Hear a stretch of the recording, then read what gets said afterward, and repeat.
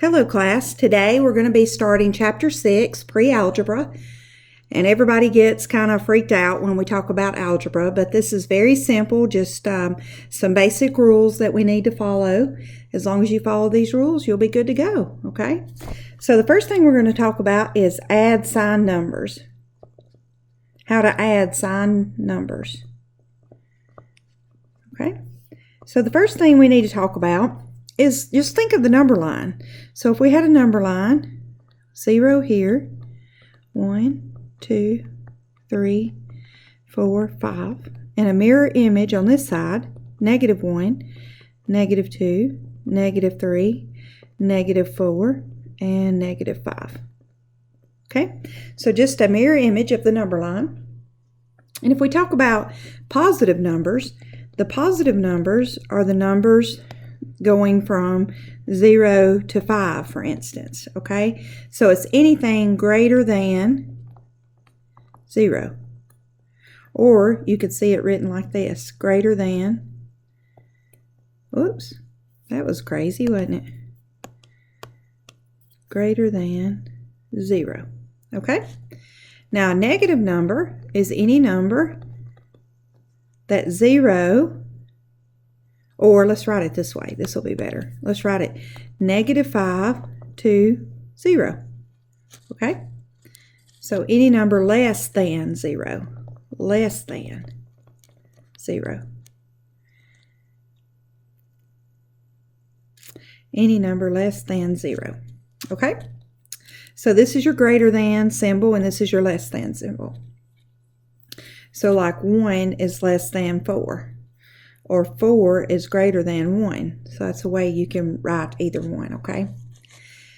So let's make each one of these statements true. So if we had a -5 and a -3, how would we write this true? Well, on the number line, look, 3 is here and -5 is here. So -3 is closest to 0. So in that case, -3 is greater than -5. -3 is greater than -5.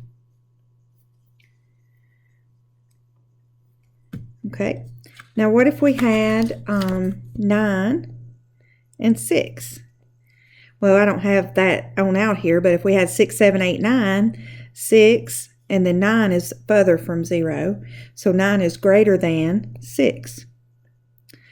Or what about -15 and -22? Again, -22 is further from 0 than -15. So -15 is greater than -22. Okay? So the numbers marked as -5, -4, -3, -2, and so forth are called integers. So if you had any numbers from -5, -4, -3, -2, -1, 0, 1, 2, 3, 4, and 5, any of these numbers are called integers. Integers. And these are just fractions and decimals that go, or these are integers, so they're whole numbers.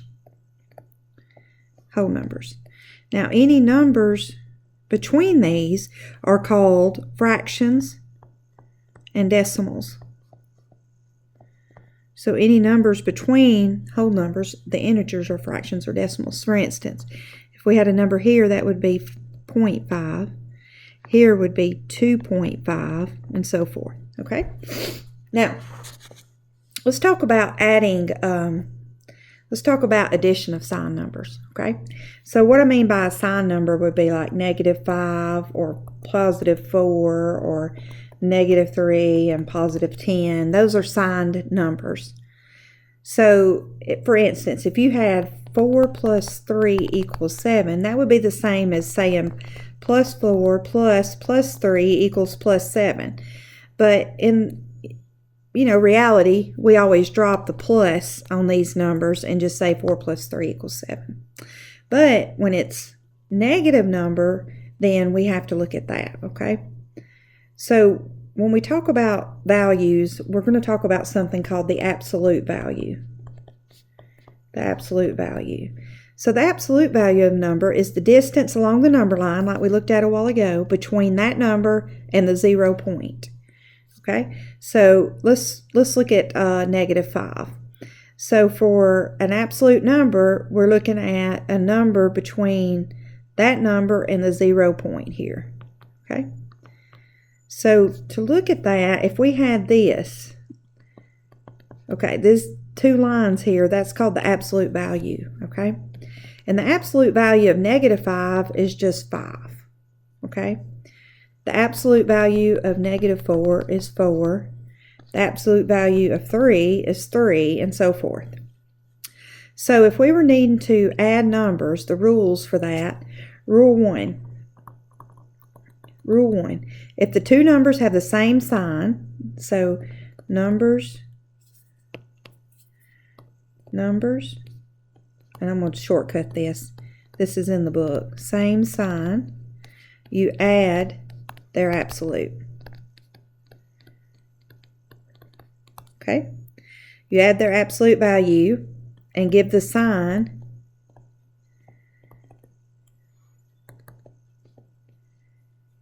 the sign of the original number. So let's look at that. What do you mean by that?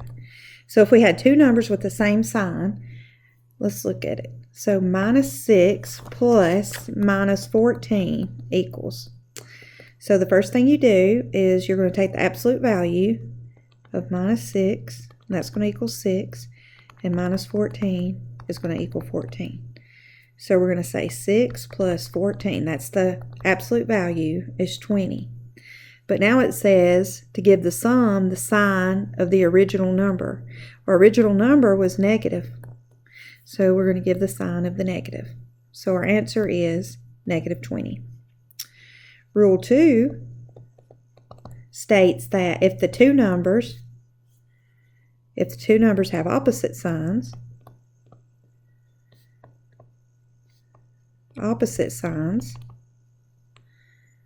subtract the absolute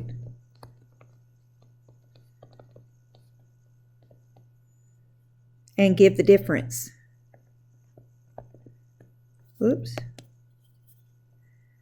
And give the difference the sign of the number with the larger absolute value.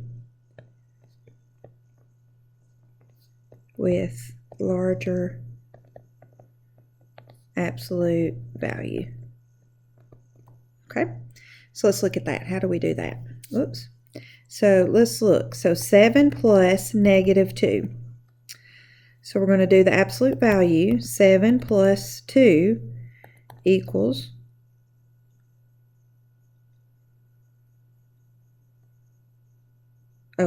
not 7 plus 2. 7 minus 2 equals 5. Now, I hate when it automatically turns on me like that. Let's see. 7 minus 2 equals 5. Now it says give the sum the value of the larger number. So larger number 7, so it's positive. So the answer is 5. Okay, so let's do another one of these. So what if we had 6 or -6 plus 2? So the absolute value is 6 minus 2 equals 4, but the larger number is negative, so that's going to be -4. Okay, so that's how you do those. And what if we had this one? What if we had 6 3/8 times 14 3/4? So first of all, we need to put it in a column. Minus 6 3/8. We need to get a common denominator. Leave our whole numbers. Subtract. So 6 minus 14. All right, in this case, take your absolute value. So that's going to be 3/8. Now, notice here that our larger number is negative. So that's going to be 6 minus 14 is 8, but we're going to use the minus sign because it's the larger number, okay? So that's how you do that, and that's rule 2. All right, what about subtraction of signed numbers? Subtraction, we kind of did that there a little bit. Subtraction of signed numbers. So to do that, you rewrite the subtraction as an addition of the opposite. Step 1. You're going to rewrite the subtraction as an addition of the opposite. And step 2, you want to use the rules for addition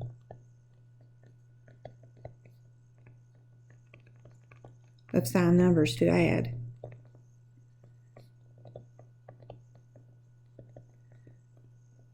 All right, so let's look at that. So an example, what if we had 3 minus 7?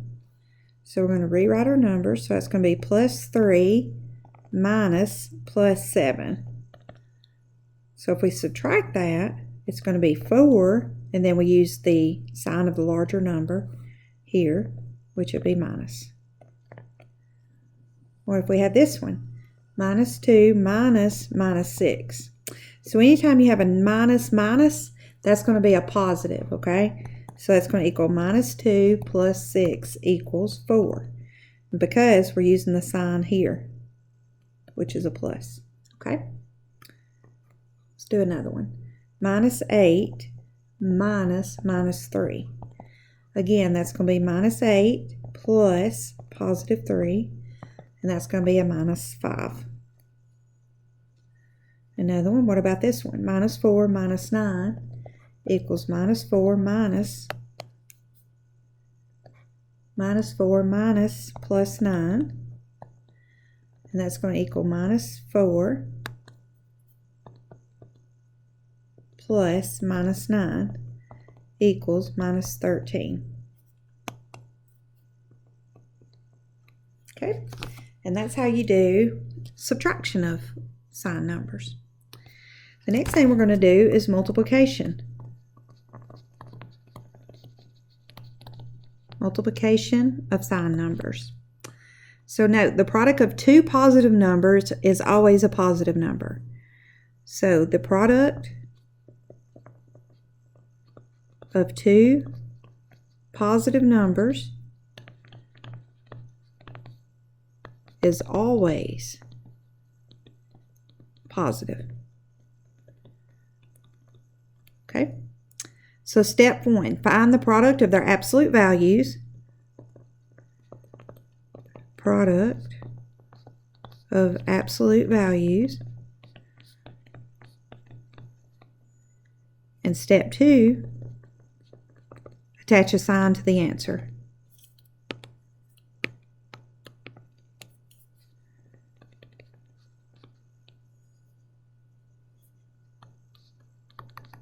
A sign to the answer.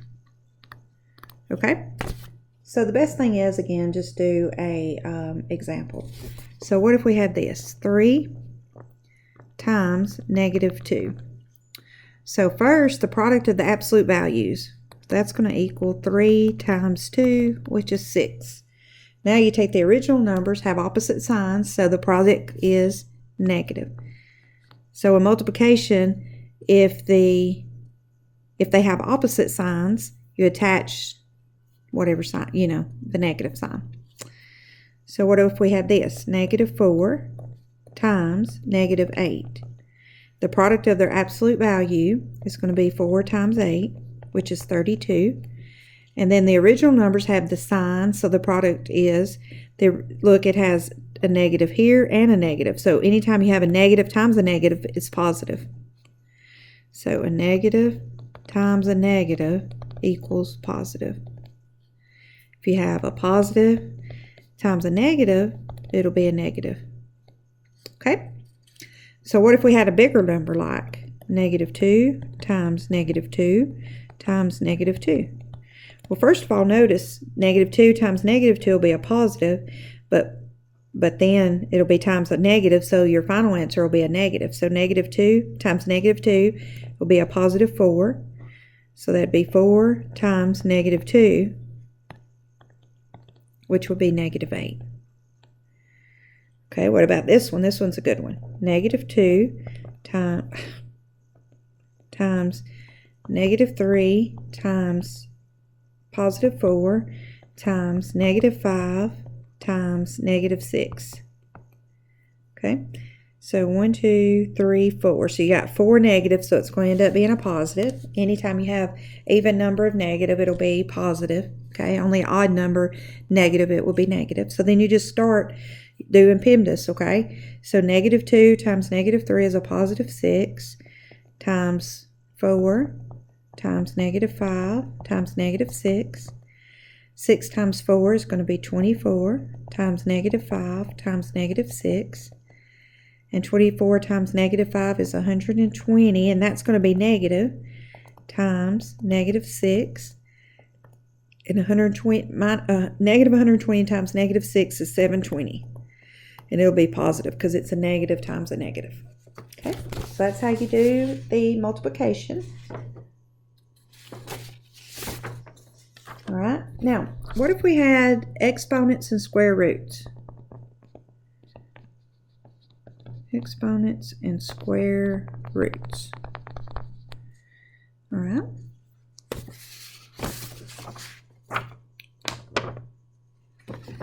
So what if we had this value? What if we had this outrageous 100 million billion?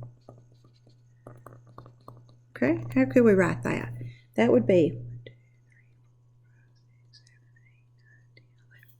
that's going to be 10 times 10.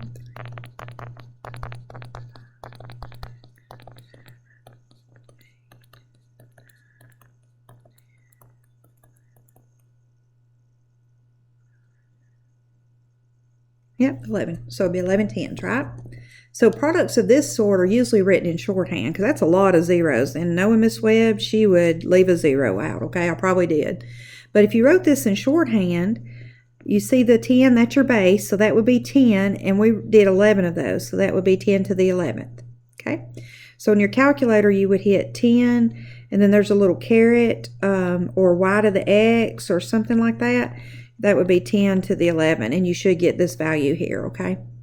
Now, it's important that you're able to read the exponential form correctly. So this would be 10 to the 11th power. Or like if you had 2 to the 2, that would be 2 to the 2nd power, or 2 squared. Or if you had 2 to the 3rd, that would be 2 to the 3rd power, or 2 cubed. Again, 2 to the 4th, 2 to the 4th power, and 2 to the, 2 to the 5th. Okay? I don't know how this automatically turns, but every time I touch it, it turns. All right, so what if we wrote this value? How would this go? 4 to the 3rd. That's the same thing as saying 4 times 4 times 4, which is going to equal like this. 4 times 4 times 4.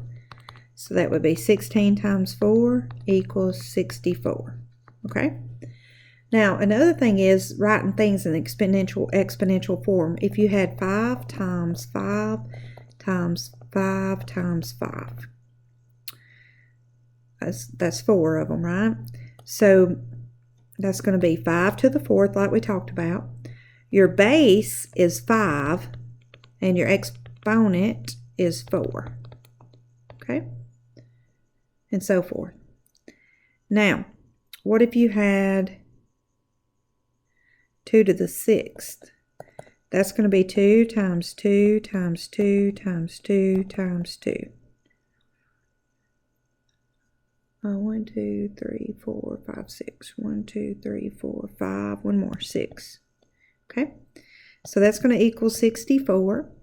Your base, again, is 2, and your exponent is 6.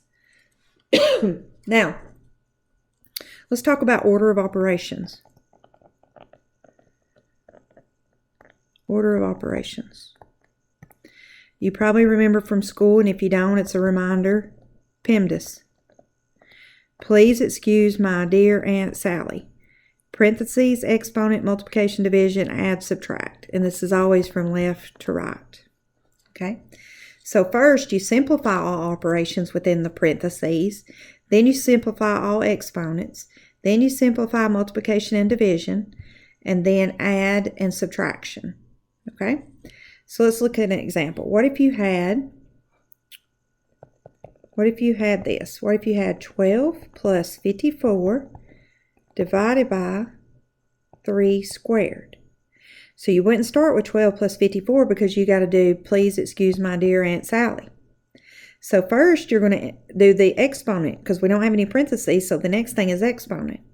So that's going to equal 12 plus 54 divided by, and 3 squared is 3 times 3, which is 9.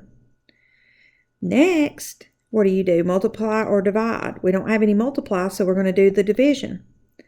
So that's going to be 54 divided by 9, which is 6. So that's going to be 12 plus 6. And then last, you're going to add and subtract, so that you're just going to add 12 plus 6, which is 18. Okay? Let's do another one. What if we had 237 minus 2 times 3 cubed. So please excuse my dear Aunt Sally. So in this one we have parentheses here, okay? And then an exponent. And parentheses come before exponents. So first you're going to do the parentheses. So that's going to equal 237 minus 2 times 3 is 6 cubed. Well, next you got to do the exponent. So 237 minus 6 cubed is 216. 6 times 6 times 6. And of course you can use your calculator in this. Last is subtraction. 237 minus 216, which is 21. Okay? Let's do one more. So what if we had 24 divided by 6 cubed? Again, your parentheses goes first, so that's going to be 24 divided by 6 is 4 cubed, and 4 cubed is 64. Okay, so that's how you do that. Now that we did PEMDAS, but one thing we didn't do is square roots. So where does that come into play? Okay. So what's interesting about these numbers? 1, 4, 9, 16, 25, 36, 49, so forth. Well, 1 times 1 or 1 squared is 1. 2 squared is 4, or 2 times 2. 3 squared is 9, 3 times 3. 4 squared is 16, 4 times 4, and so forth. So they're the square of their number. So when you square the number or multiply it by itself, you obtain the original number.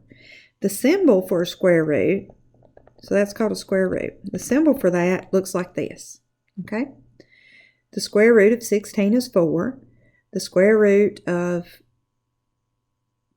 169 is 13, and so forth. But the way you'll see that written is the square root of 16 equals 4. And we know 4 times 4 equals 16, or 4 squared equals 16. And so the square root of that would be 4. So what do we do about another one is 169 equals 13. Now, one thing on your calculator, you'll see the square root symbol like that. So on most calculators, you would type 169, and then you would hit that symbol, square root, and that would give you the answer, okay? So let's look at an example with the order of operations with square roots. Now, where does that fit in? Well, first is parentheses, and then you see exponents here. That's where square root's going to go in. So you're going to simplify exponents and square roots left to right. So kind of like the add and subtract, it's going to be exponents and square roots left to right. So let's look at that. So we'll have 4 squared times the square root of 36 divided by 3. So what would we do first? Well, first we're going to do the square roots and the square. So 4 squared is 16 times the square root of 36 is 6 times 6, so it will be 6 divided by 3. Next, it's multiplication division left to right. So next you would do your multiplication. 16 times 6 is 96 divided by 3. And then you would do your division, which gives you 32. Okay. What about this one? What if you have the square root of 64 plus the square root of 121? So you would take 64 and hit the square root button, and hopefully you would get 8.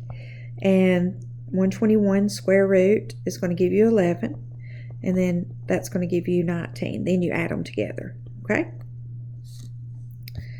So what about this one? What if you had 49, this was a good one, minus 3 squared times the square root of 4.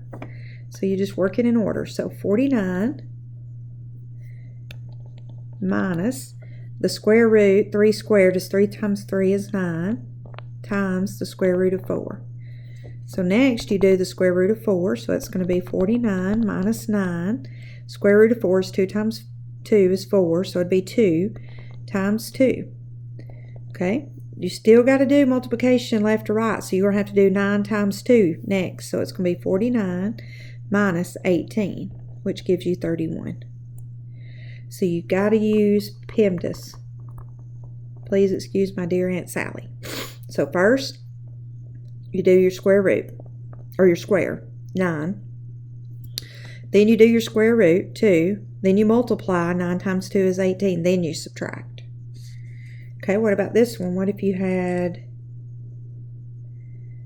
225 minus 81 divided by 36, and you take the square root of that, all of that. So you're going to have to do this part first like it's in parentheses, okay? So 225 minus 81 is 144 divided by 36 and square root. Next, you got to do this division part here. 144 divided by 36 is 4, and the square root of 4 is 2. And that's how you do it. And that is it for chapter 6. So for homework on chapter 6, I want you to look at, and I'll put this on Blackboard too, but pages 414 through 416.